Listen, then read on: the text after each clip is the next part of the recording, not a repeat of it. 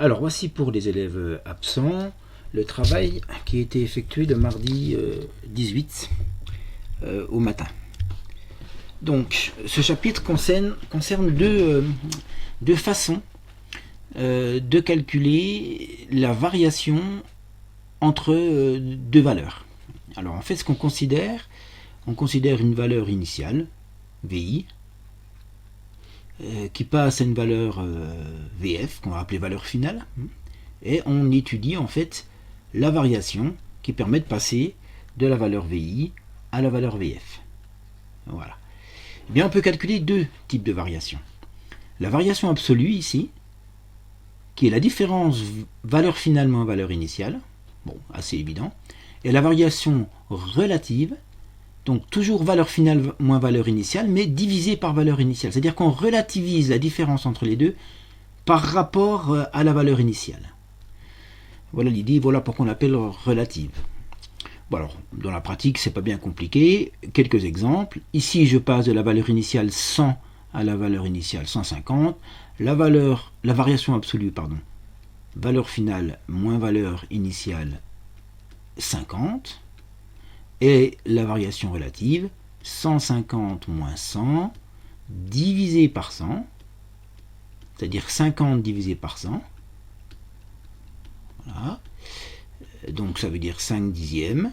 Ça veut dire donc, on peut le calculer comme ça, en décimale, 0,2. Bon, voilà le principe qui est quand même relativement simple. Alors, on enchaîne. Ah oui, ici on voit qu'on est passé de la valeur 10,5 à la valeur 7. Alors si je fais la variation absolue, je vais faire, donc je vais l'appeler V indice A, valeur finale donc 7, moins valeur initiale 10,5, ça va faire moins 3,5. Et la variation relative, donc 7 moins 10,5, qui va faire donc moins 3,5, l'écart entre les deux valeurs, en fait, finale et initiale, divisé par la valeur initiale, 10,5. Alors là, je suis obligé de prendre ma calculatrice, 3,5 divisé par 10,5, et je trouve 0,33. Alors, je vais mettre quand même bien précisément moins 0,33. En fait, ça va caractériser qu'il y a diminution, en fait. Pour le 3, le 4 et le 5, il y a quelque chose de remarquable qui va se passer. La variation absolue, 30 moins 25, donc 5. La variation relative, 30 moins 25 divisé par 25. 30 moins 25 divisé par 25. Alors, je peux reprendre la variation absolue, en fait, à chaque fois. 5 divisé par 25, ça fait 1 divisé par 5, ça fait 0,2. Voilà.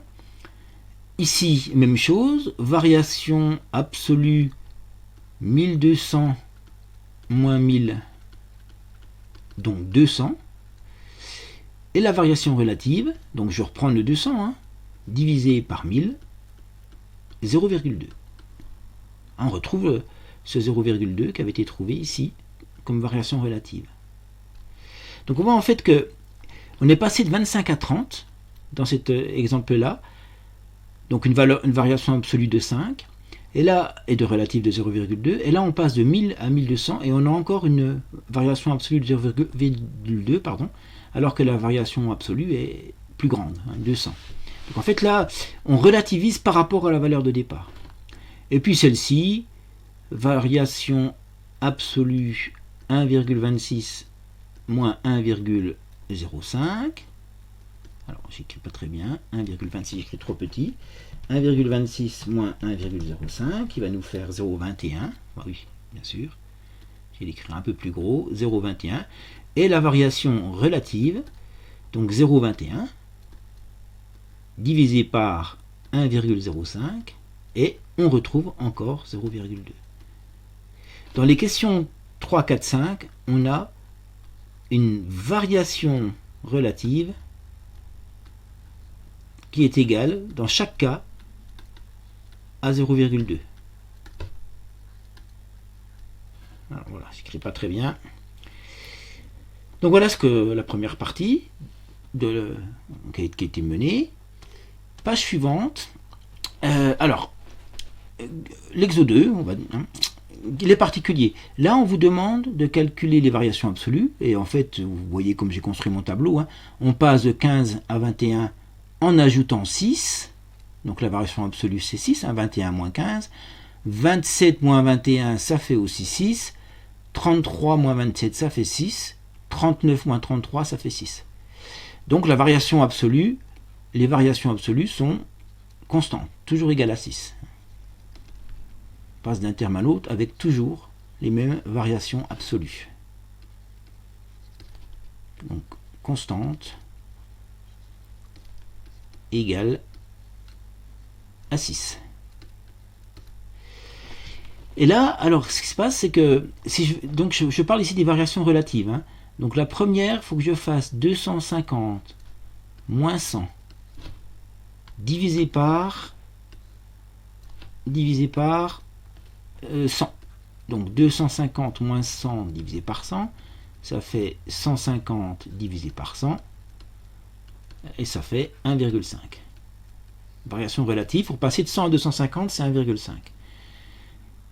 Calcul d'après, pour passer de 250 à 625, je vais donc faire valeur finale 625 moins valeur initiale 250 divisé par la valeur initiale qui est 250, pardon. Voilà. 625 moins 250, ça nous fait 375 et on obtient 375 divisé par 250. Et on trouve aussi, calculatrice, 1,5. Je vérifie quand même. 375 divisé par 250, 1,5. Et si j'enchaîne, alors le cas d'après, 1562,5 moins 625, donc variation relative, divisé par 625, me donne, alors 1562,5 moins 625, ça me donne 937,5, 937,5, divisé par 625, et je vais trouver, encore une fois, je le vérifie quand même, 1,5. Alors en fait, je ne fais pas la dernière, mais on a ici affaire à une variation, à un tableau de valeurs qui évolue avec des variations relatives constantes.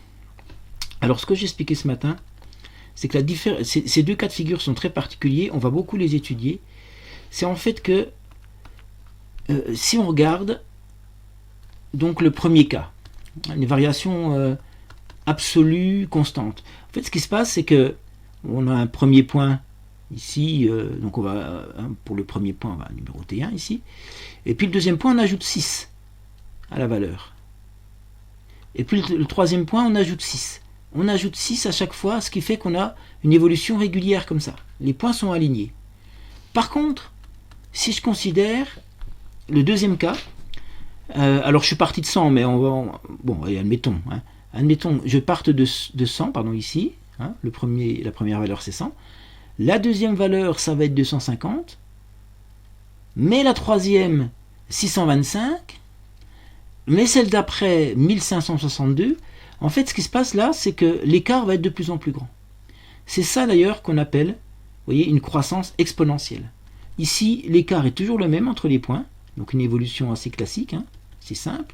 Mais là, l'écart, vous voyez, on voit bien l'écart entre 625 et 1562,5 est bien plus grand que l'écart entre 250 et 625. Il augmente à chaque fois. D'où cette croissance qu'on appelle exponentielle, quand on a des variations relatives constante. Bien.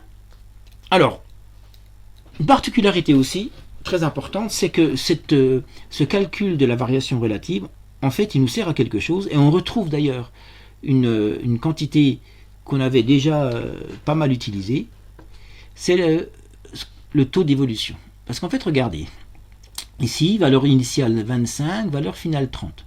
Je calcule ma variation relative. Valeur finale 30, moins valeur initiale 25, divisé par valeur initiale 25. Ça me fait, donc j'ai mis le plus volontairement, plus 0,2. Et ce plus 0,2, on va l'interpréter comme ça. 0,2 c'est aussi 20 divisé par 100, c'est plus 20%. Et en fait, le calcul valeur finale moins valeur initiale divisé par valeur initiale, c'est-à-dire le taux d'évolution relative, eh bien en fait nous permet de retrouver le taux d'évolution, le taux de variation, taux d'évolution, pardon, excusez-moi, pas taux de variation, taux d'évolution. Et on voit, hein, si je multiplie 25 par 1,20, j'obtiens bien 30. Donc j'ai bien augmenté 25 de 20% pour obtenir 30. Donc voilà, ça c'est l'aspect fondamental. Cette valeur finale moins valeur initiale divisée par valeur initiale, donc la variation relative, me permet d'obtenir le taux d'évolution, ce qui est quand même bien pratique. Un calcul bien pratique. Alors, attendez, je vais voir comme ça. Non. Précédente. Ok. Suivante. Ok. Alors, en fait, ce qu'on va voir ici, c'est qu'on a deux méthodes, deux façons de faire pour calculer donc le taux de variation. En fait, soit on fait, alors je vais mettre ici, valeur finale moins valeur initiale divisé par valeur initiale. Ça va me donner le taux d'évolution. Vous voyez, augmenter de tant de pourcents ou diminuer de tant de pourcents. Ça, c'est la première méthode, vous voyez. Donc, on va regarder l'exercice. En 1970, la consommation moyenne de pain était de 80,6 kg par an et par personne. En 2015, elle est tombée à 48. Donc, et on va s'intéresser au taux d'évolution de la consommation de pain entre 1970 et 2015. Alors, la valeur initiale, c'est 80,6. On est passé de 80,6 kg à 48 kg. Il y a eu une diminution. Si je calcule ma variation relative, valeur finale 48 moins valeur initiale 80,6, alors on voit déjà que je vais obtenir un nombre négatif, hein, divisé par valeur initiale, 80,6, j'obtiens, alors je vais faire le calcul, 48 moins 80,6 divisé par 80,6, moins 0,40 environ. Moins 0,40. Eh bien, le taux d'évolution est égal à moins 0,40, oui, je le réécris, ou encore en pourcentage, moins 40%. Il y a donc baisse de, à cause du signe moins, hein, baisse de 40%. Alors, qu'est-ce que c'est que la méthode 2? En fait, en réalité, ce calcul-là, on l'avait déjà un petit peu expérimenté, parce que si je fais une petite manip comme celle-là, VF moins VI sur VI, ça fait VF sur VI moins VI sur VI, c'est les propriétés des fractions, ça. Hein. Le VI s'applique sur le VF et sur le VI du numérateur. Eh bien, je retrouve VF divisé par VI moins 1, et en fait, qu'est-ce que je retrouve? VF sur VI, c'est le coefficient multiplicateur pour passer de la valeur VI à la valeur VF. Fois quelque chose, fois quoi? Coefficient multiplicateur qui est en fait VF divisé par VI. Donc c'est une autre façon de calculer le taux d'évolution. Alors on va alors voir que c'est la même chose. Hein.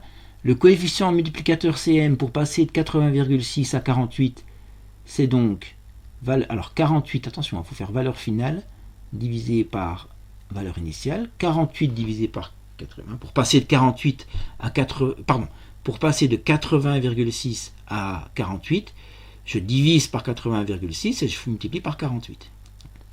Et donc ça me fait ça, 48 divisé par 80,6, ça me fait environ 0,60. Et ensuite, vous voyez, là j'ai le CM. Il faut que je retranche 1, donc CM moins 1, 0,60 moins 1, moins 0,40, et on retrouve la baisse, signe moins, de 40% de la consommation du pain.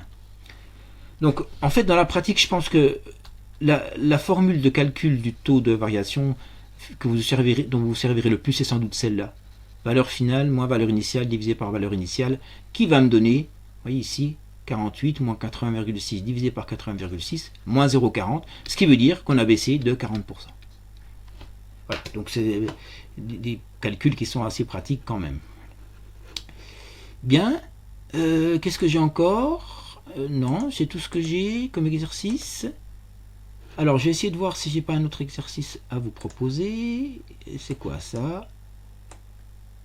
Voilà, donc cet exercice-là. Allons-y. Donc, suite à un déménagement, le loyer d'une famille passe de 560 à 476. Calculer le taux d'évolution. Alors, la valeur initiale, c'est 560 euros. La valeur finale, c'est 476 euros. On est passé de 560 à 476. Je calcule la variation relative, valeur finale moins valeur initiale divisé par valeur initiale.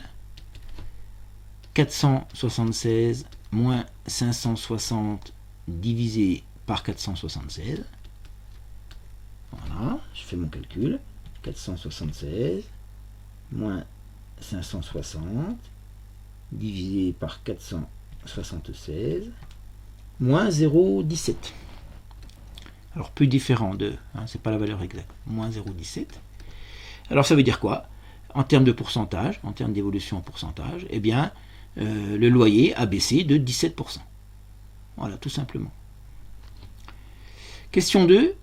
Un club sportif de 5088 adhérents a perdu en 6 mois 212 clients. Alors, en fait, ce qui est intéressant, c'est que donc pour le taux d'évolution, on va faire VF moins VI sur VI, mais qu'on connaît le VF moins VI, puisque le nombre d'adhérents a baissé de 212 clients. Il y a 212 clients en moins. Donc, valeur finale moins valeur initiale, ça fera moins 212.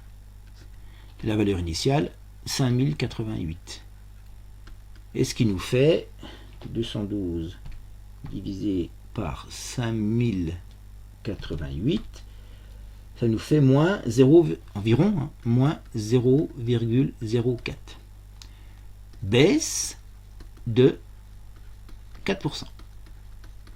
Voilà le principe qui est mis en place, qui a été mis en place ce mardi matin. Donc c'est pas très compliqué, rappelez-vous cette formule fondamentale que je vais réécrire quelque part.